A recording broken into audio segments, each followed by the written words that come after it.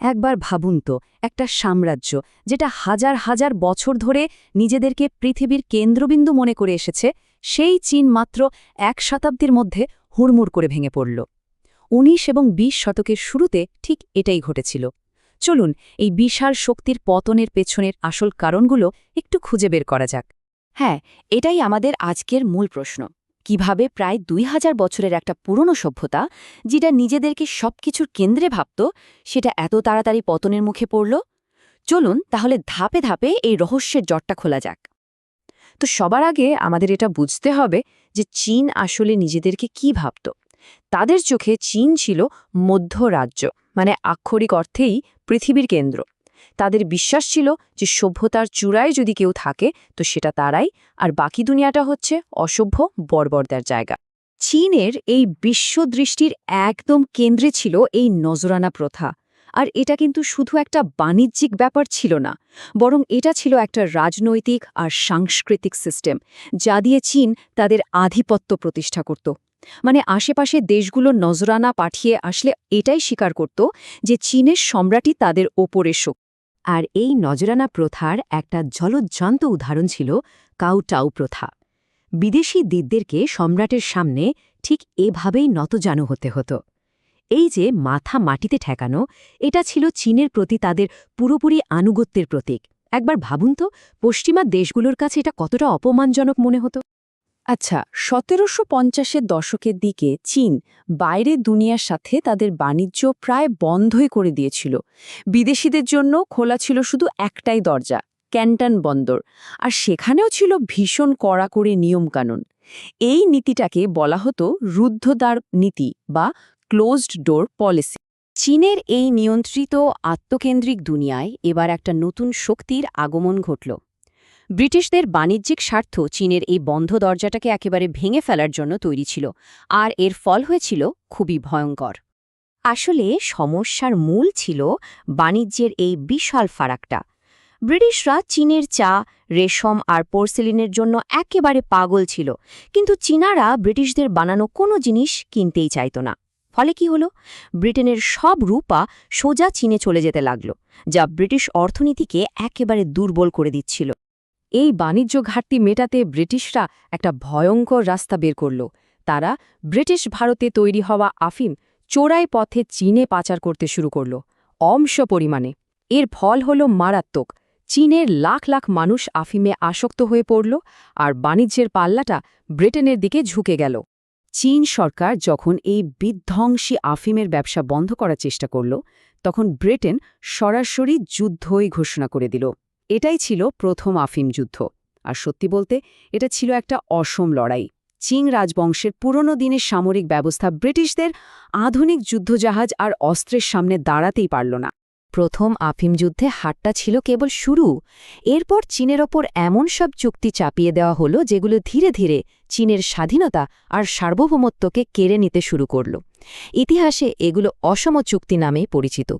এই প্রশ্নটা খুব জরুরি। অসম বলা হয় কারণ এই চুক্তিগুলো কোনো আলোচনার মাধ্যমে হয়নি। এগুলো হেরে যাওয়া চীনের ওপর স্রেফ জোর করে চাপিয়ে দেওয়া হয়েছিল, আর এর সমস্ত শর্ত ছিল একতরফা আর ভীষণ অপমানজনক। শুধু নানকিং চুক্তির দিকে তাকালেই বোঝা যায়। চীনকে যুদ্ধের জন্য বিশাল অঙ্কের জরিমানা দিতে বাধ্য করা হলো, সাংহাই-সহ ৫টা বন্দর বিদেশিদের জন্য খুলে দিতে হলো, আর হংকং দ্বীপটা চিরদিনের জন্য ব্রিটেনকে দিয়ে দিতে হলো। কিন্তু সবচেয়ে অপমানজনক শর্তটা ছিল এক্সট্রা টেরিটোরিয়ালিটি।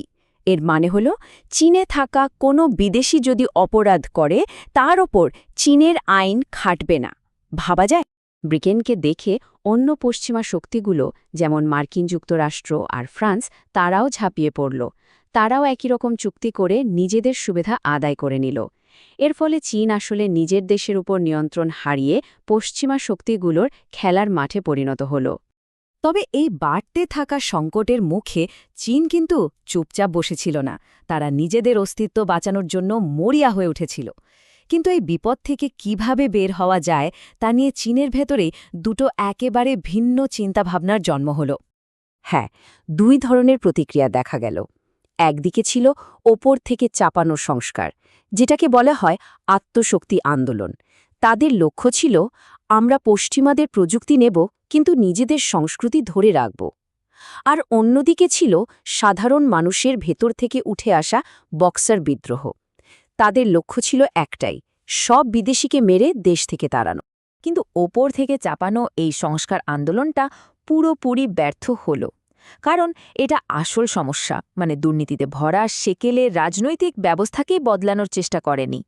তারা শুধু পশ্চিমা বন্দুক আর জাহাজ কিনেছে, কিন্তু সেগুলো ব্যবহার করার জন্য যে আধুনিক মানসিকতা বা প্রতিষ্ঠান দরকার সেটা তৈরি করতে পারেনি। জাপানের মতো একটা ছোট এশীয় দেশের কাছে হেরে যাওয়াটা প্রমাণ করে দিল যে এই সংস্কার কতটা ঠুনকো ছিল। অন্যদিকে বক্সার বিদ্রোহ ছিল একেবারে আবেগে ভরা একটা আন্দোলন। তাদের এই স্লোগানটাই বলে দেয় তাদের রাগটা কোন পর্যায়ে ছিল।